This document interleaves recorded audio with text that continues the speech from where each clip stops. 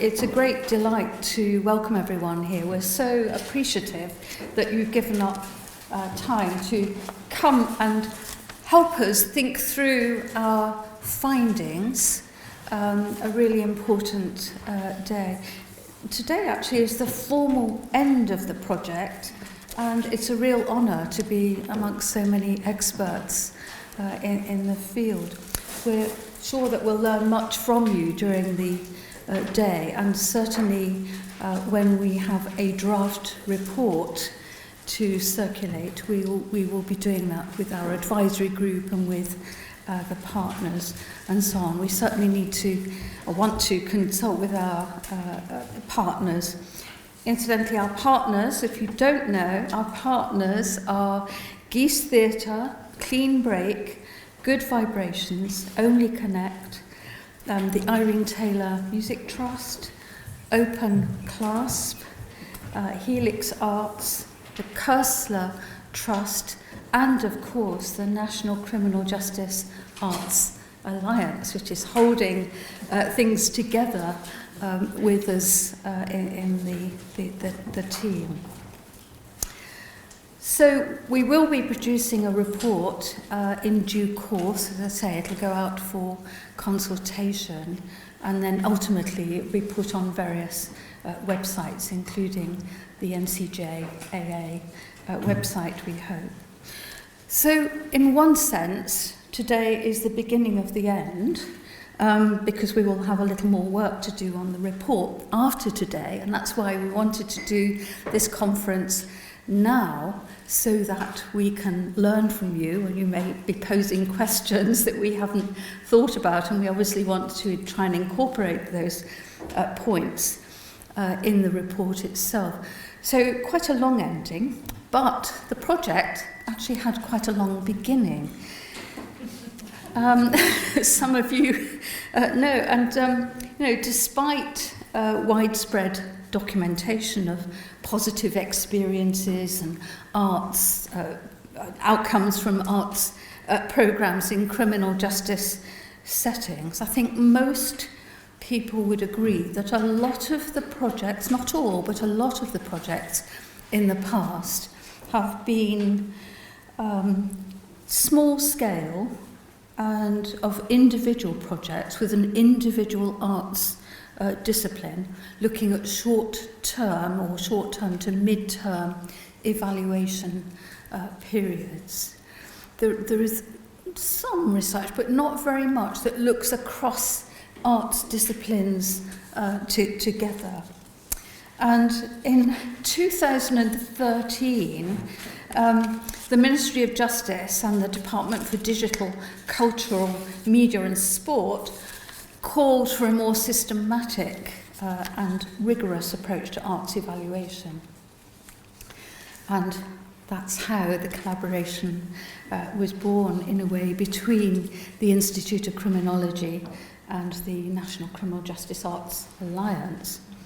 Indeed, it was the NCJAA which called for expressions of interest. And I was trying to remember when that was. Was it 2015 or 2016? Anyone remember? 14. Oh, crikey. Way back, anyway. And late one night, with a couple of hours before the deadline, I was thinking, shall I go to bed or shall I put in an expression of interest? I can confess this now.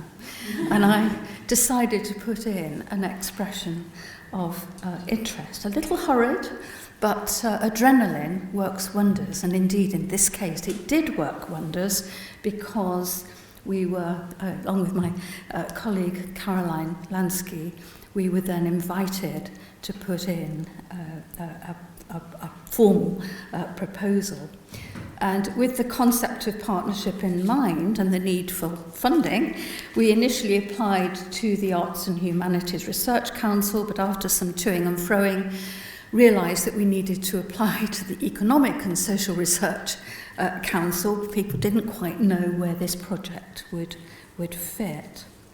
So with some help from colleagues, some of whom are here today, and drawing on expertise, wider expertise of arts practitioners and academics in the field, our aspiration was really to provide a large scale, or larger scale than hitherto, multidisciplinary and technically innovative programme of arts research that might produce the very kind of robust evidence which had earlier been called for, looking at impact in the short term and longer term, impact on lives of people in the criminal justice system.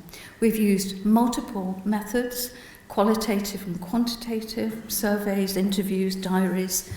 Caroline will elaborate on the methods we've used, really seeking to address 4 main questions. What's the impact of arts programmes in the criminal justice sector? How can these effects be measured in a way that's participatory and inclusive, and which is accessible, meaningful and empowering to participants, and builds research capacity amongst arts organisations? Thirdly, how can these effects be collated to establish a collective evidence base for impact which could be further developed and sustained by the arts organisations? And then how can the evidence of arts impact be disseminated to policymakers and the wider public? And I think we'll particularly welcome your help in regard to thinking through quite how we can disseminate things.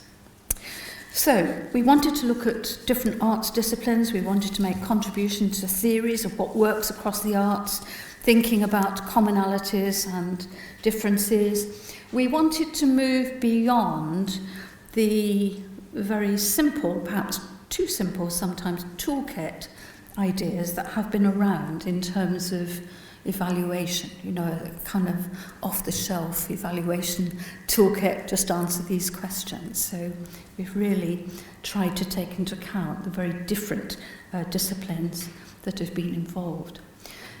The project hasn't been easy, with fieldwork being majorly impacted by COVID.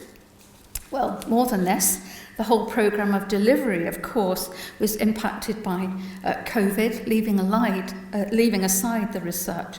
Nevertheless, I think we very much hope that we've done justice to some of our aspirations, and we hope that you will enjoy the day. Thank you so much for coming, and thank you to Lee also, who's not able to be with us in person today because he's working in Middlesbrough at the moment, but thank you, Lee, as well. So thank you.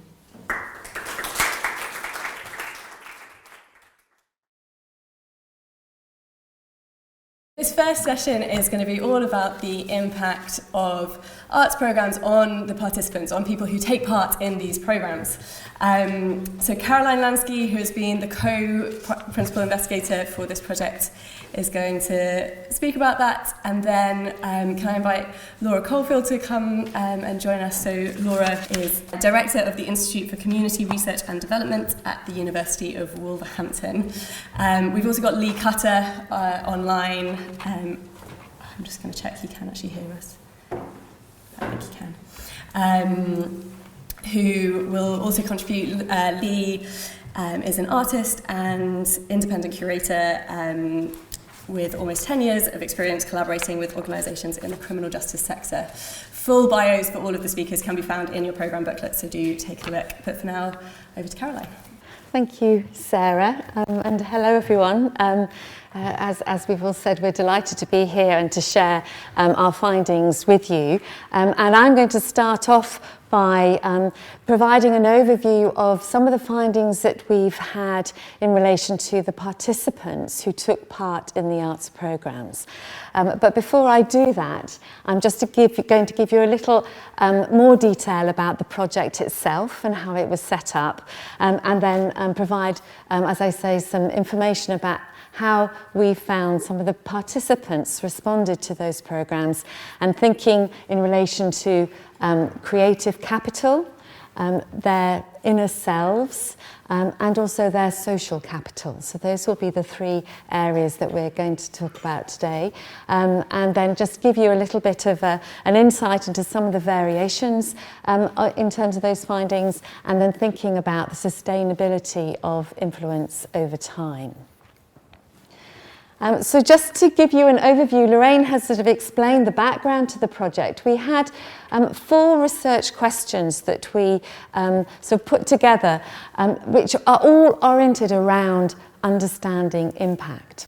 So our first broad question of what are the effects of arts programmes in the criminal justice sector. So we've got this sort of collective vision, if you like. That's what we're trying to understand.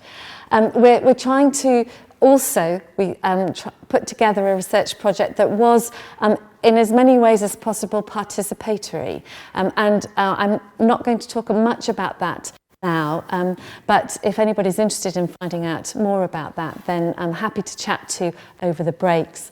But it did involve initial focus groups and consultation over our research questionnaires and over our interviews, and also ways in which participants felt were meaningful for giving and expressing their experiences of the programme. We are interested in a collective evidence base, so this was our third question. And then our fourth question is about dissemination. So again, with the idea that our findings can contribute to a narrative, a strengthening narrative about the role of the arts in the criminal justice sector. And our research methods, we had 2 evaluations, a primary and a secondary evaluation. The primary evaluation was looking at the impact on participants, which is what I will talk about in a minute. And we conducted some observations, so of the programmes in action, and we talked to the participants and the people who were running the programmes, and also the people of the settings and the prison settings who were sort of instrumental in setting the programmes up. And that was part of what we called the process study. But we also had a before and after study, which is where we developed some questionnaires which we gave to participants on the programmes at the beginning of the programme, at the end, and then sort of a year later. That's still in operation, but that's what happened. And also where we had a comparison group of participants. These were people who didn't take part in the programme, but were in the setting, and therefore we could compare change over time. And with that group, we had questionnaires at the beginning of the programme, so the same time, and at the end of the programme. And I'll give a bit more detail about that. So that was our primary evaluation. And then our secondary evaluation was looking to understand the broader impact of the programmes. And this included interviews with arts programme leaders and staff in the core settings, and also surveys of people who came along to performances of the programmes, and also public respondents to the Inspire exhibition, which the National Criminal Justice Arts Alliance put together, which was showcasing the work of the arts partners. So yes, in terms of what we were doing with our primary evaluation, so with our participants, we had as a whole programme 20 Inspiring Futures activities. So these were 20 courses run by our arts partners. And in those in those programmes, we interviewed 29 participants, 43 at time 2 after the end of the programme, and 16 at time 3 a year afterwards, and that's still happening. We interviewed 23 of the arts facilitators and organisers, and 20 of the staff in the prison settings where some of the programmes were run. We also conducted 50 observations of those programmes as they were in action. And then we also, and this, I apologise for the complicated slide, we also, as I said, had some questionnaires which we asked to people before and after the programme, and then a bit later on. And you can see here sort of the breakdown of the questionnaires, and I won't go into detail here, but suffice it to say that we had 182 questionnaires from our partner organisations, people attending those programmes who filled in, and 71 in our comparison group. So the comparison group was smaller, but nevertheless offers an interesting sort of other source of data thinking about impact. So just to give you an insight into some of our findings. So we talk about creative capital. Now this is sort of a concept that one of our colleagues, Sarah Doxat-Pratt, had sort of developed through her PhD research. And it's the idea that attending these arts programs can develop learning sort of technical skills, can establish a place for creativity in one's life, and can enable a sort of identity as an artist or someone with abilities and potential within the arts world. This gives you just sort of an insight into the change that happened over the course of the programme for participants on those sort of types of questions. So how do you feel your skills have developed? How do you think of yourself and your potential as an artist within sort of the arts sector? And so our scale was on from 1 to 5, 1 being very low, 5 being very high in terms of rating of artistic creative capital. I won't go into too much detail here, but just to show you that the figures in the top row are the scales that sort of the average that people filled in. So at time 1, our participant group said on average that their sort of creative capital, those sort of creative questions, they rated on average at 3.9, nearly 4 out of 5, so quite high.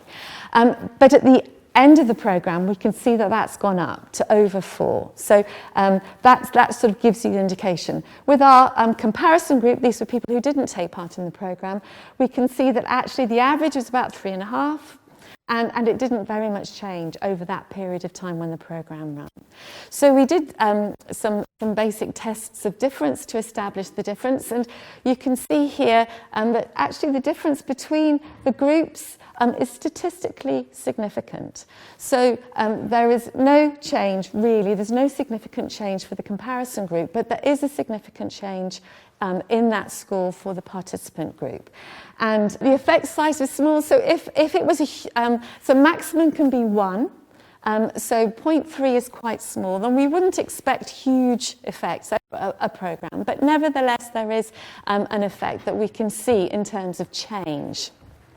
And when we look at the responses of participants to when we talked in our qualitative interviews. These are some quotes from some of our participants, and these come from the interviews and also from some diaries which some of them filled in as well, which just give you an insight into sort of the variation in terms of their findings, their sort of responses. So some people felt that they were creative anyway, and to be honest, joining a programme for a sort of an arts programme, you could expect that quite a number of people would be interested in that. So a number of them sort of felt that they were creative but didn't get an opportunity to be creative. So the course provided them with an opportunity for that. There were others who said, actually, I didn't realise quite how much I enjoyed it. So the actual experience of being on the programme then generated this sense of sort of enjoyment in relation to sort of creativity. And the final quote here just gives an illustration of how people felt that participation in the programme opened up new opportunities for them.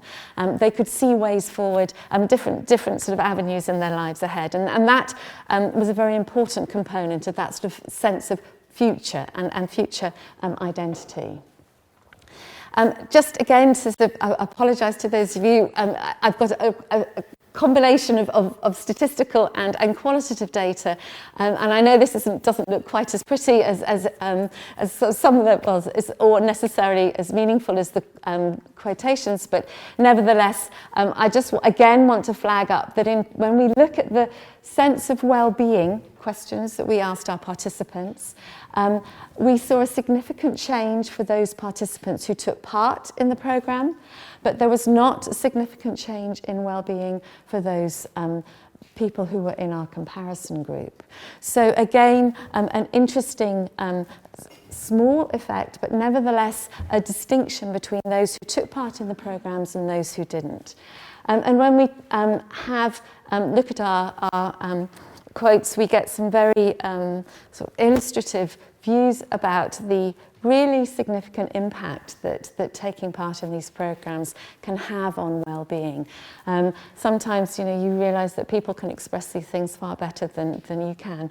And so our participants from Clean Break sort of brought vividly to life a sense of colour and vibrancy that came as a result of being part of the programme, and how that contrasted with their previous sort of ordinary settings within the prisons in this case. When we looked to questions about self-perception, and these were questions which were how people felt about themselves, their sense of self-understanding, sense of self-confidence, but also their sense of identity as a person in contrast to identity as an offender. Again, we see in the differences between the comparison groups and participant groups that there is no change, no significant change in these measures for the comparison groups, but there is for the participant groups. So again, we get an indication of the impact of these programs collectively on self-perception. And again, a sort of a couple of longer quotes, but I think really important to illustrate just how the intensity and involvement in some of these programs can really generate self-reflection and a sense of change in the self. And this comment from the Geese Theatre participant pulls out the narrative from within prisons where, often there's a talk about your consequences of your actions and so on. He said, I've thought about this a lot. However, he draws a metaphor with seeing sort of the small print underneath a picture, and that you really get to understand what's going on when you look at the detail. And this was how he saw his experience within the Geese Theatre Arts programme. And then an Only Connect participant, the Only Connect programme was our one programme in the community. And again, talks about the experience of being on the programme and the sense that it puts you on the spot, means that you need to work with others, but actually that this is a good thing. So although there can be some discomfort in the experience, that the overall perspective is that it generates sort of a sense of achievement.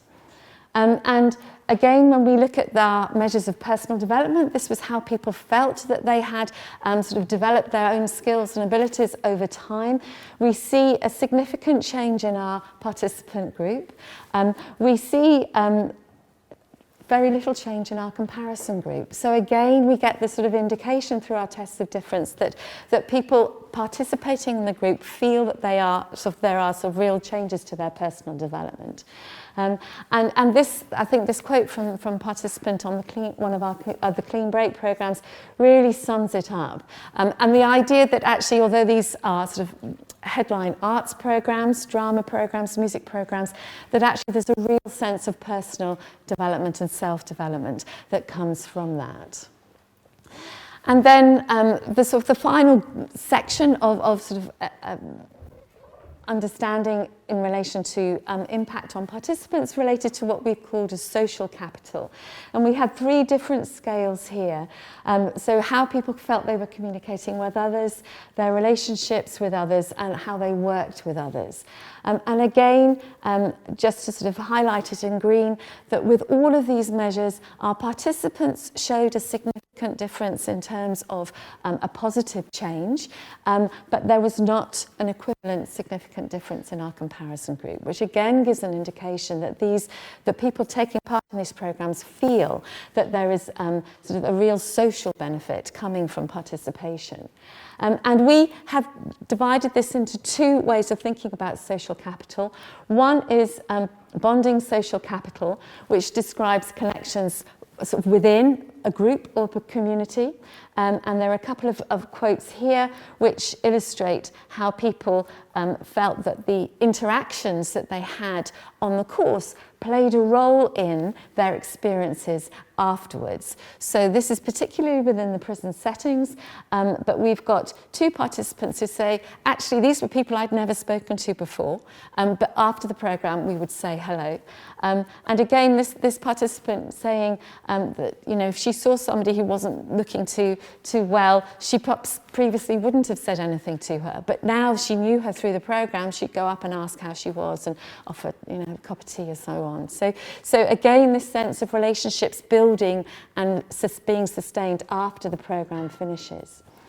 The second type of social capital we looked at was bridging social capital, which is this idea of bridging between communities and groups.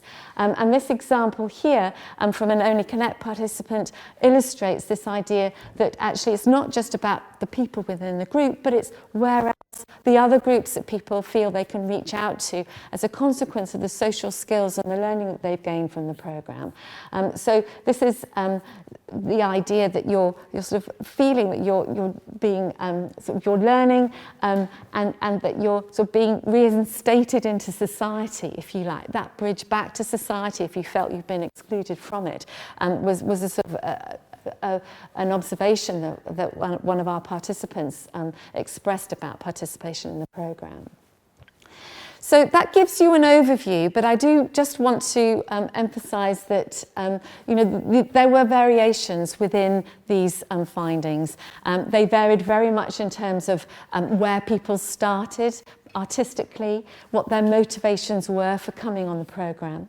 There were also differences in participants' expectations of the programme, and so that could influence the way in which they sort of felt it had sort of contributed to their sort of personal development and so on. There were with some participants, personal issues that took them out of the programme. That might have been other sort of calls, of personal calls that they needed to make. But there were also occasionally relationship issues between participants in the programme, which would mean that somebody didn't come back. So this was there were some variations, which I think it's important to draw attention to. And there were also some organisational factors which played a role in the running of the programmes, and we will give a little bit more detail on that in our third presentation.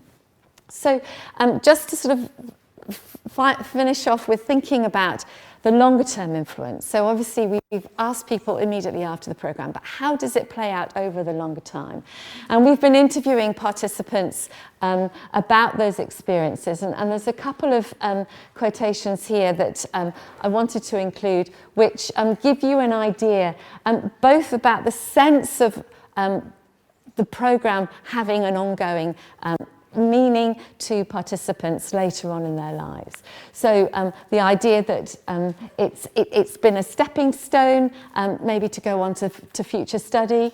So this was sort of the comment from one of our Good Vibrations participants. Another another Good Vibrations participant, who was aware that the CD they had produced had been played to some young people within a youth justice team, and had known that his track had been played, and felt that this was actually quite an important, for him, quite a sense of importance and an achievement, that his track had contributed to sort of talking to young people in the youth justice system. So a couple of illustrations of how people felt their influence over time, the programmes had influenced their sort of lives over time. But again, and I think this will not come as news to anybody here, that actually the sort of the reality of the programme and then leaving, and if you're leaving prison or carrying on with your life in the community, that so many other things can play a role too. So it's also about how society receives people and how they understand them. So thank you, Sarah. Just to concluding observations, we had our quantitative data show that there was positive change in all our measures across the participants group, but not amongst the comparison groups, although the effect sizes were small, but that's not unusual. Our qualitative data illustrated and reinforced the quantitative findings, but add contextual nuance about variations that can happen. And we also have some indication of the reach of the programme over time, but there is more to understand. Thank you. So I first engaged in the arts during my late teens while I was serving time in a young offending institution. I think that was probably about 17 years ago now, so quite a long time ago. I'd spent 5 months in Brinsford, and I was waiting to be sentenced. And at the time, I'm not sure what the statistics are now, but it was quite overcrowded. And under 18s had priority to education and work. So I spent a lot of time in that 5 months in my cell, 24 hours a day. I was allowed out for one shower, one phone call a week. And an officer left a pencil in my cell by accident. And that really was the starting point for changing my life and turning it around, because I used that pencil to write down my thoughts and feelings onto any scrap of material that I could find in my cell. And eventually that turned into observational drawings. And it came at a time when I really wanted to change. I needed to just put things in place so I didn't make any decisions that would put me back in prison. I didn't want to go back there. And I didn't have the tools, I didn't have resources, I didn't have a network or anybody to show me how to do that. And I was young and I hadn't developed like any structure or plan, but just drawing and writing made me feel better. And when I kind of had it out of my head onto a bit of paper, I could analyze that and make something else the next day. And quite often I ripped them up and threw them away because I didn't want anybody to look at this writing or these drawings. Several months later, I moved on to a different establishment, Stoke Heath, and I had more access to materials, and people on the wing started to see my drawings, and they were giving me photographs of their loved ones, of their pets to make for them, make replications for them. And eventually officers came to me and started asking me the same. They give me pictures of their cats and I'd draw it for shower gels or food or something, the prison currency inside. And that really built my confidence with making. I hadn't started seeing myself as an artist at that point at all, and I didn't think that I was going to progress in the arts, but it was making my day-to-day better. And it was towards the end of my sentence, a tutor from the education department, an arts tutor, came up to me with a Cursor arts form, Cursor Trust at the time, and was like, I think you should enter some new drawings into this competition. Didn't know anything about Cursor. I did, and they selected that piece, one of the pieces, to go into an exhibition in the national exhibition at the South Bank Centre. And for me, that was like, wow, this is the first time on like this type of scale or anything that somebody has seen something that I've done and thought, wow, you've done a good job. And I was like, that's it now. I'm going to be an artist post-release. I'm going to try and just figure out how to make this work. And towards the end of the Cursor exhibition, we received these comment cards from members of the public. I'm sure some of you have been to the shows and written them yourselves. And just seeing somebody say like, you've done a good job, like that's the first time I'd seen that yeah. So it was huge. It was massive. And post-release, I managed to actually use that exhibition to get day release, to go to college during the day. I used it as leverage to the governor to get day release to go to college during the day and then go back to the prison for the last couple of months of my sentence. And I was already on blue bands, so I had outdoor privileges anyway. So it was really big for them to do that because they had a new governor and she really wanted to work on Rottle. And it was fantastic that I could guinea pig that new initiative that I think they carried on for a little while afterwards. And post-release, went to university, carried on in the arts, and Cursor really helped me out a lot as well. Post-release, they gave me my first job in the arts. They gave me mentoring and really looked after me, which is, yeah, fantastic. It was life-changing. And maybe like, not even initially, when I was at university, I wouldn't even say that I was an artist, but now I probably can say, yes, I'm an established artist and I work in the arts and I have a practice that's fairly self-sustainable.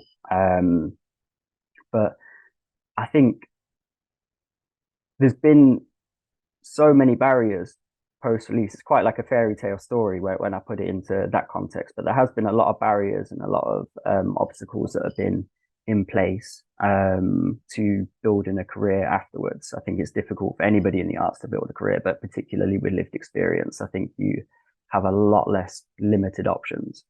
So there's definitely been times where I've been like, I can't carry this on. But for some reason, I just keep on coming back to it. And then, you know, then you get to the next step and you make it happen and make it work again. But looking back 17 years ago, it's been quite a fantastic journey. And it really, if you'd have said to me 17 years ago, I'll be in this position now, like I just absolutely just wouldn't believe it, like at all. And it's been a very long emotional journey too. There's been lots of ups and downs, but yeah, it's been looking back to when I picked up that first pencil and entered that first Cursor competition. I don't know where my life would have been if I hadn't have done that. I think I probably would have just kept on going in and out of prison. There wasn't like a support network or anything post prison to put me onto a different trajectory. I kind of had to carve that myself, really, and build kind of a new support network over the years. That's kind of all I had planned as a quick introduction. But if anybody, I don't know if it's question time now, but if anybody does want to ask any questions, or if that comes a little bit later, we can. But does that sound okay? I'm in the process, just finishing up writing a new book chapter. I was working on it on the train over yesterday, and that book chapter is focused on reflecting on the last 10 years of evidence of impact of the arts in criminal justice. So when the invitation came in from the team to come in and respond to this research, the timing just felt really perfect. I've been spending a lot of time thinking about this journey that we've been on in terms of the evidence base over the past 10 years. So I thought it might be useful to do a bit of that reflecting and share some of that with you, just to think about, with everything that we've heard so far today from Caroline, how that builds on what we've been thinking about and talking about over the last decade. So back in 2013, along with Charlotte Bilby and Louise Ridley, the National Criminal Justice Arts Alliance commissioned and published a report that we worked on called Reimagining Futures. Some of you might have seen this, although it's a decade ago now. I think it is still there on the National Criminal Justice Arts Alliance website. So if you haven't seen it, it might be interesting to go back and look at what we were saying a decade ago. And we looked at a variety of different art forms in a number of different settings, in prison and community justice settings. We found really interesting examples about of where the arts were having a positive impact on people involved with the criminal justice system. We saw examples of how the arts can support changes linked to personal agency, changes linked to self-identity. And what particularly jumped out to us at that point was the high levels of engagement that we were seeing across most of the projects that we were working with and talking to.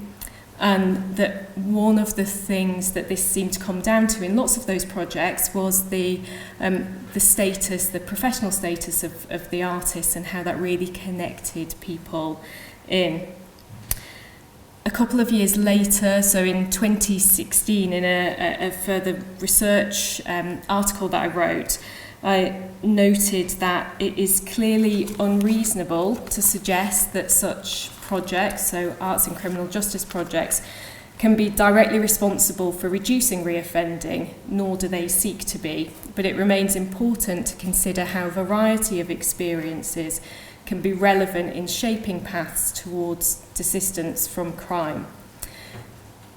What Charlotte, Louise and I concluded was that there was a need for longer term work, that there was a need for work that was capturing qualitative and quantitative data to understand both if impact happens, but how and why that occurs in the voice, listening to the voice and experience of participants. As Lorraine mentioned earlier, at the same time, so also in 2013, this rapid evidence assessment was published by NOMS, by National Offender Management Services, and they really highlighted a need for more robust evidence, particularly focusing on the need for more what they perceived as robust quantitative evidence. they talked about needing research that was larger scale, research that included a control or a comparison group, research that had pre and post programme measures, and so that we could really understand this change over time, the distance that participants might travel through their participation in arts programmes. So if we fast forward to Inspiring Futures and what we've heard about today, we can see how many of those points have been addressed in the findings that we're listening to. So we can see that the research has travelled some of this distance from the things that we were saying a decade ago and that NOMS were saying in that 2013 report. I was excited about coming in and listening to the findings today. What it has also made me realise is that I need to go back and revise some of that book chapter with some of these new findings. So that will be a nice addition to bring things right up to date. What I wanted to just do then very briefly is just to share some of my own very recent research findings that I think really complement everything that we've heard so far today in terms of methods, but also in terms of findings that really add to this evidence base. I've recently published 2 papers in community youth justice, so with a Midlands-based youth justice services. And we've done something quite similar in some ways. We've used pre- and post-test measures of a number of different factors. We've also been able to look at a comparison group, so a group of children involved in youth justice who haven't been through a music programme and a group who have been through a music programme. We've got data at this point that we've published on about 70 young people who've been through the programme and a much larger comparison group. And we found some very similar findings in some of the things that we've looked at. So statistically significant improvements in things like well-being, in musical ability, but also in sentence engagement, so how well these children are engaging with their sentence. And we're quite excited about that particular finding from the perspective of the Youth Justice Service. And the children have told us a lot about how they feel in that space, how safe they feel in those music sessions. So it feels really good to me to be reflecting on a decade since we've really been talking about the need to improve and develop some of our research, to be hearing about everything that Inspiring Futures have done, and think we have come a long way. A decade in research terms actually is, research is slow. I think is also a message that we're hearing about today, and fraught with challenges. So to be here and see this journey, to me, is very positive. I wanted to just, I suppose, I know we're going into a question and answer session, but I wanted to just use my last couple of minutes to pose a question to the research team, if I can. So something that I think about a lot, and I know that I've had these conversations with some of you in the room, is this idea about how can we capture longer term evidence. I think that is an ongoing challenge. I noticed that Caroline started to talk to that at the end of her presentation, and I think I probably for my own selfish reasons, I'd be really interested to hear from you about your thinking about that, what might be next, challenges that you see around that, and I'll leave that there.